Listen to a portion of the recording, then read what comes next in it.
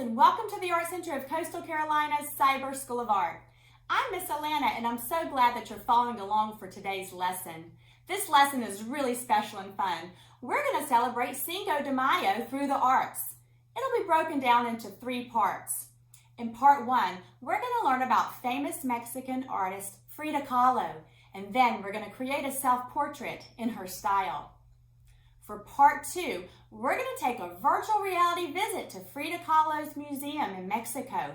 And then I'm going to teach you how to create an origami house that we're going to decorate with things that we find on our tour of the house so that we have a little mini sculpture of the museum.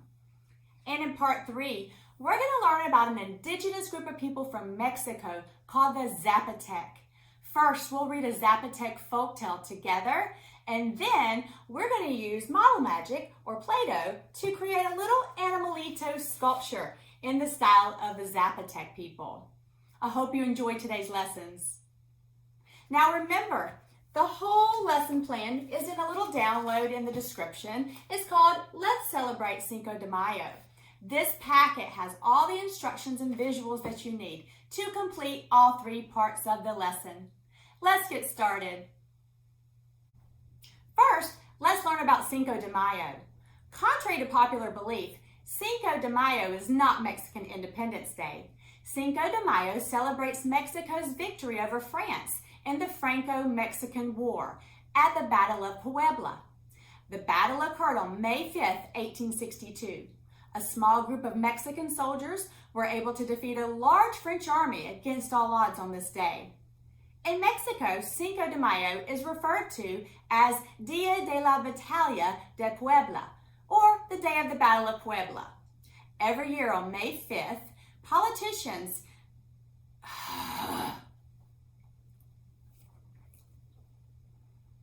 First, let's learn a little bit about Cinco de Mayo. Contrary to popular belief, Cinco de Mayo is not Mexican Independence Day. Cinco de Mayo celebrates Mexico's victory over France in the Franco-Mexican War at the Battle of Puebla. The battle occurred on May 5, 1862. A small group of Mexican soldiers were able to defeat a large French army against all odds on this day. In Mexico, Cinco de Mayo is referred to as Dia de la Batalla de Puebla, or the Day of the Battle of Puebla. Every year on May 5th, in Puebla, Veracruz, Mexico, the day is marked with speeches from politicians and a reenactment of the miraculous battle. Cinco de Mayo is a much larger celebration in the United States than in Mexico. Fiestas are held with music, dancing, parades, and food.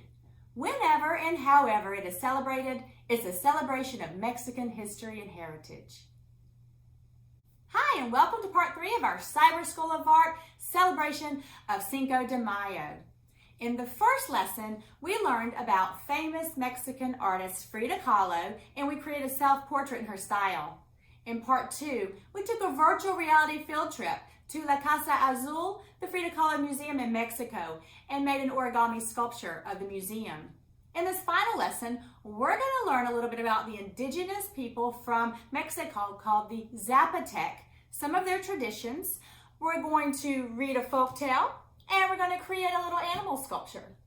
The things that you're going to need for today are just some little modeling tools and some sort of model magic or Play-Doh or other modeling compound. Even that kind of clay that doesn't ever dry will work as well. For your tools, you could use anything that you have around the house. If you've got little plastic knives or plastic forks, a popsicle stick, toothpicks, and those sort of things. Just like we have Native Americans here in the United States, Mexico has a variety of indigenous people as well. One such group is the Zapotec people of Oaxaca, Mexico, who are from the southwestern Central Highlands region of Mexico. Their language is also called Zapotec. The Zapotec are well known for their folk tales, geometric weavings, and intricate animals that they craft from copal wood. Now, a folk tale is an old story that's been told again and again, often for generations. There are folk tales from different countries and continents all around the world. Like if you've ever heard the story of the tortoise and the hare, that's a folk tale. They're generally told in the oral tradition, which means they're not necessarily written down. It's just that the parents and the grandparents tell the children. They tell their children and grandchildren, and so forth. So these stories go on for generation after generation. We're going to read a story called The Woman Who Outshone the Sun. And this is an ancient Zapotec story. This is based on a legend of Lucia, who is part of their oral tradition there for the Zapotec. And then after we read the book together, we're going to explore a little bit more about the Zapotec culture.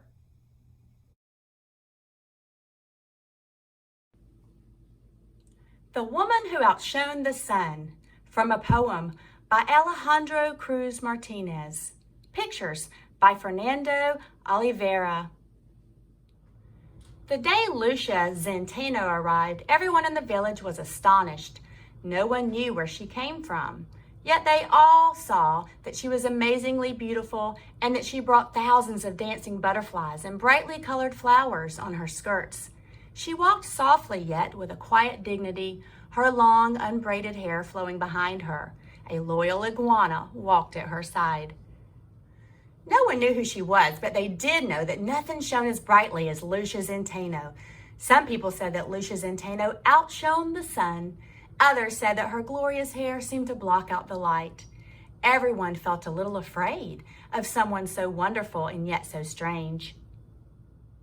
There used to be a river that ran by the town, almost the same river that runs by there now, and people said that when Lucia Zenteno went there to bathe, the river fell in love with her. The water rose from its bed and began to flow through her shining black hair.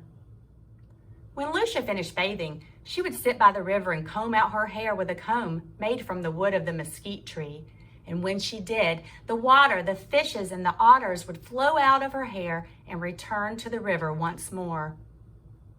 The old people of the village said that although Lucia was different for them, she should be honored and treated with respect. She understood the ways of nature, they said.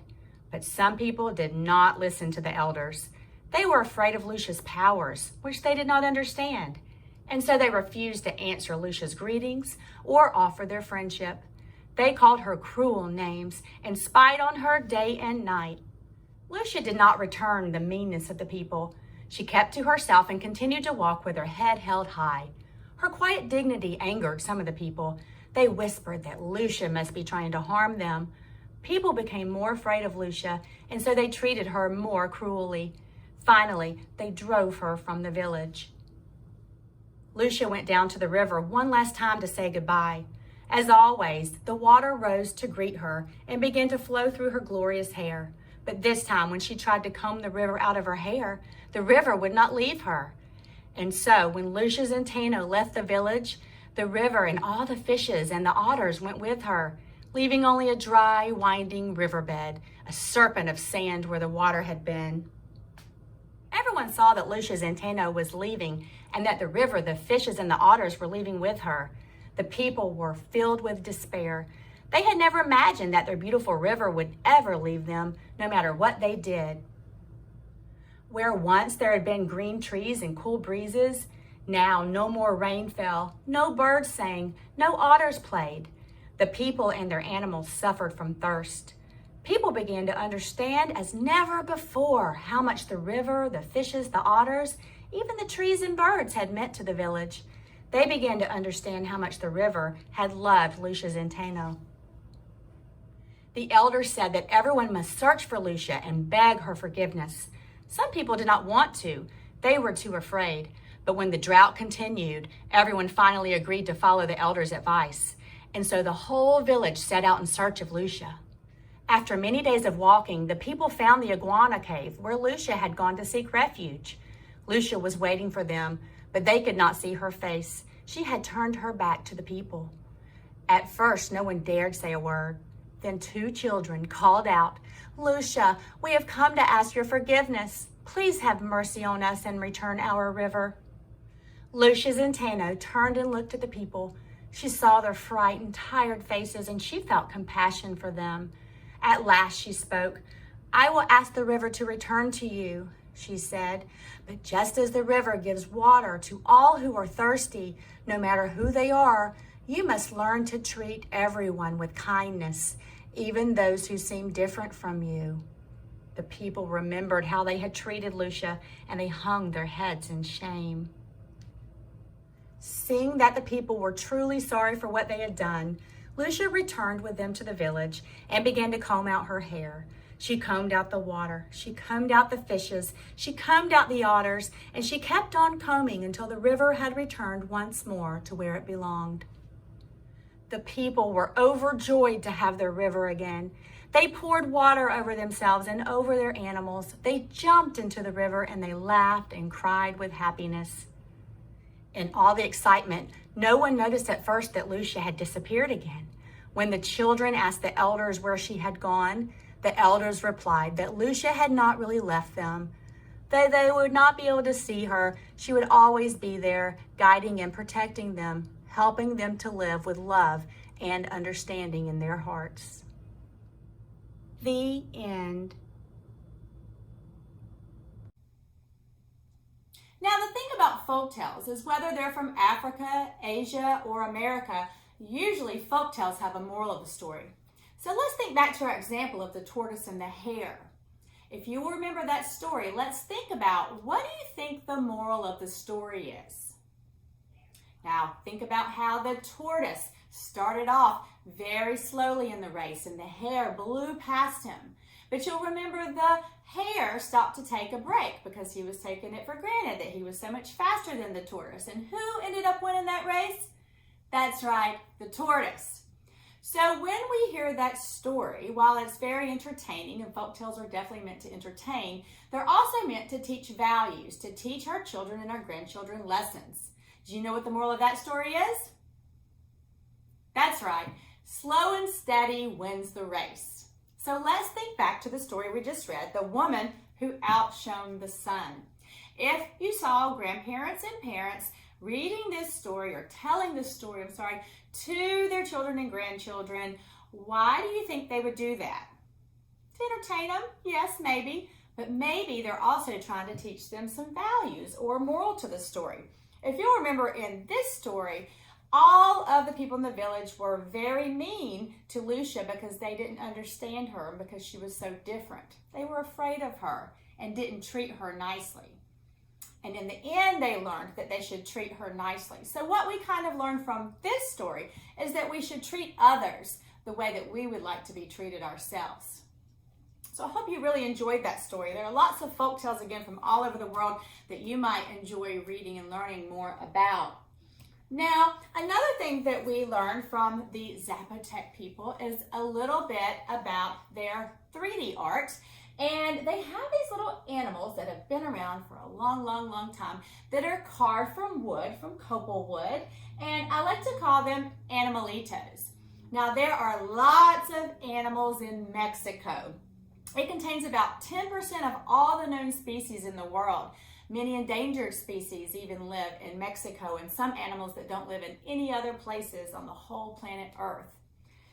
Lots of art in Mexico is made about these different animals. And the Zapotec have this long tradition, again, of crafting some of these animals. The animals symbolize different things to the people. So, for instance, if you see a rabbit in Zapotec art, the rabbit represents the moon. You know how we sometimes say we see a man on the moon? Well, the ancient Zapotec people, when they would look up at the full moon at night, they saw a little rabbit on the moon. So it represents that. The crocodile, you know how he kind of floats on the top of the water and we see the ridges of his back sticking up? The crocodile represents the earth. A turtle represents music because an instrument can be made, a shaking rattler from the turtle shell. So they all have lots of different symbolism. In many instances, the animals even represented gods that were part of their ancient civilization's history. Now, in the 1920s, there was an artist named Pedro Linares, and he began making little paper mache animalitos, but these were actually kind of mythical or magical animals. He would imagine different parts, maybe a bunny rabbit that had wings or different things like that. And so we call these alebrijes. And you might have seen them if you've ever watched the movie Coco. There's an alebrije in there. So after seeing his work, Frida Kahlo and Diego Rivera decided they saw his work in a gallery and they wanted to commission this artist to make some more of these little alebrijes. And when we were doing our virtual reality tour of the La Casa Azul Museum, you might have even seen some around. They made his artist pretty popular because they were popular artists. They really thought his little sculptures were pretty amazing and wanted them for their own personal collection. And so that sort of started this new tradition where the animals weren't necessarily even made from wood. They could be made from paper mache, and they also could be imaginative. So in your packet, again, your lesson plan packet is in the description below. It's got all the information you need about part 1, part 2, and part 3 of our Cinco de Mayo celebration. You are going to find several pages that have images of some little Mexican animalitos. I want you to have a look at these and tell me what you notice about them. Are the colors dull or are they bright? If you said bright, you're correct. We see lots of yellow and purple and turquoise. So these little Mexican animals are not going to be the real colors that you might find. So your rabbit doesn't have to be gray or brown or white. Your rabbit can be pink or purple or blue. We also see little patterns all over, whether it's just dots or lines or triangles, repeated patterns all over them. The tail on this little chihuahua has stripes. The arms on this rabbit have swirls. So our job today is to have a look at some of these animalitos that we see, or make up your own from your imagination. To make our little sculpture, we're going to use modeling compound of any kind that you have. You can use Play-Doh, you can use Model Magic, you can use that oil-based modeling clay, you can even make some own salt dough if you don't have any. So what I'm going to use today is like Model Magic. It's just not called Model Magic. It's from Amazon. I'll actually show you the box. It's called Air Dry Clay here. I was able to get these 24 colors, so I have a whole box of brightly colored individual little amounts of this Model Magic type clay. It also came with the free modeling tools. But you can use, again, any kind of clay you have. So the first step is to decide what kind of animal you're going to make. Is this an animal that you just already like? Let's say you just love llamas. Or is it going to be one that you see in the examples? Or maybe it's going to be a little rendition of your pet dog or your pet. Let's see, at our house we have hermit crabs. You can make a hermit crab. Or again, you can use your imagination to combine different animals and make an alebrije. So I want us to start by thinking about the fact that these have to be very brightly colored. So you might just want to pick a couple colors if you've got some choices, or work with what you've got. You could even make this completely out of white Model Magic or Play-Doh. Let it dry and go back and color it with markers. That would work too. But since I've got these different colors of dough, I'm going to do that. So I'm going to start with what color I want the body to be. And I think I'm going to make an alligator. We've got alligators in our neighborhood. So I did not have an example of an alligator in the packet, but an alligator has sort of a long body that goes to a skinny tail. So you want to start off by making the basic shape of the animal. And you can use your little modeling tools to get any details that you need on there. But for my alligator, I think I'm going to just make him all orange to begin with. So he's got kind of a little snout here, a flat head. They kind of have broad shoulders, so I need to try to figure out a way to get that detail on there, and I can kind of stretch and mold my clay into the shape of the animal's body. And then we want to add some legs. So I think I will use maybe some pink to make legs out of. So I'm going to take a little bit of this. The good thing about this Model Magic type dough is that it really sticks to each other well. You don't need any kind of glue or scoring or slipping or those types of things that we normally need with real clay. I suppose you could use real clay for this project. So I'm going to add his legs. So you can make something as simple as a snake if you would like. Or you can get complicated. I'm going to make his little head kind of sticking up here. Make him some big strong back legs. Thing about alligators is they are super strong animals and they can run fast if they want to. So I'm just gonna get my little back legs on there. You could make a butterfly, any kind of animal or insect you want. So now I've got some legs on my little alligator here. And I need to add some eyes. So now I'm going to start using my modeling tool. I'm going to give him kind of some eye sockets. I know that alligators have eyes that kind of stick up out of the top of the water. So I'm going to use the round end of my little stick here and give him some little eye sockets. And maybe I'll give him some green eyes. So I'll roll little balls here. I need to make 2 of them so that they're symmetrical. And I will stick 1 of them in each socket. Now when we make sculptures, there's kind of 2 different ways to do it. There's additive, which we're using now, where you take different bits of material and add it together. And then there's the subtractive method. And the subtractive method would be like Michelangelo's David or another marble carved sculpture that you might think of. I'm going to give him some nostrils with my little tool. And I know too that they have ridges on their back. I think I'm going to take this opportunity to add another color because again, I want to use lots of different colors if I can. So for the ridges on the back, I think I'm going to use some blue. So I'm going to take tiny bits of blue and start off by making them a row of polka dots that are going down the back.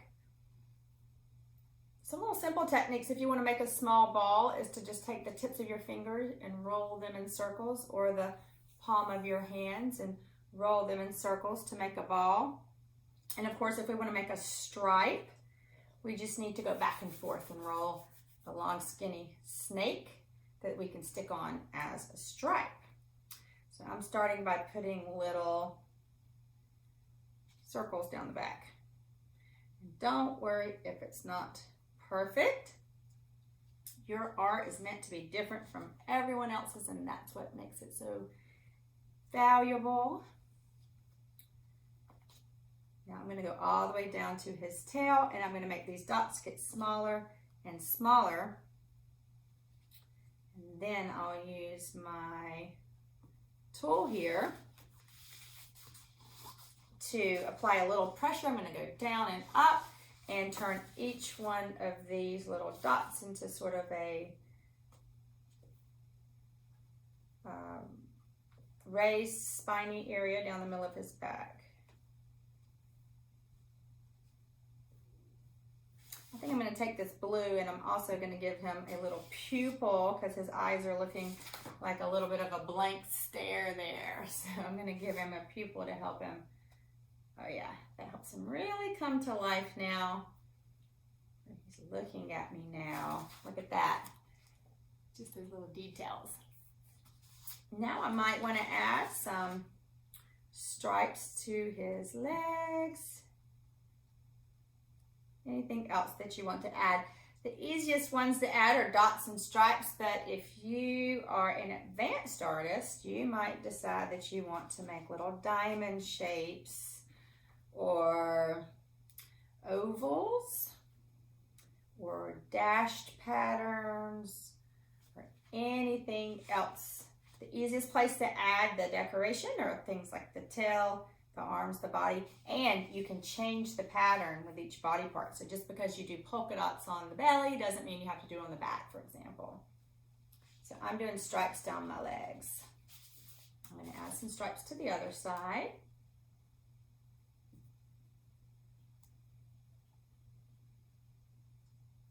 well. So when we finish with our sculpture, you're just going to allow it to dry.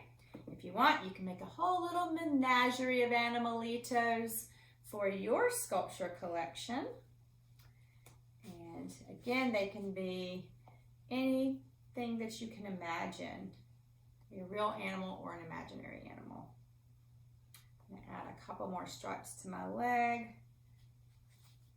and finish this guy up.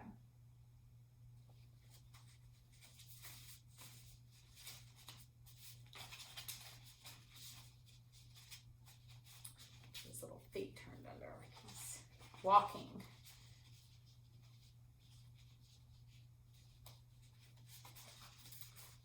I think his legs, his front legs kind of need to be down on the ground. There we go. Sinking on me a little bit. Okay, so I have finished my little alligator Animalito. I hope you've had a chance to make something fun. You can again let it dry. You can paint over it with clear glue after it dries if you want it to be shiny, if you've used Play-Doh or some other kind of salt dough. I hope you enjoyed today's lesson and at least got to take a look at the other videos in this series, part 1 and part 2. Now, in your household on Cinco de Mayo, make sure that you share some of this information with your family that you learned about the art and the history of Mexico. And we hope you join us next time for our Cyber School of Art.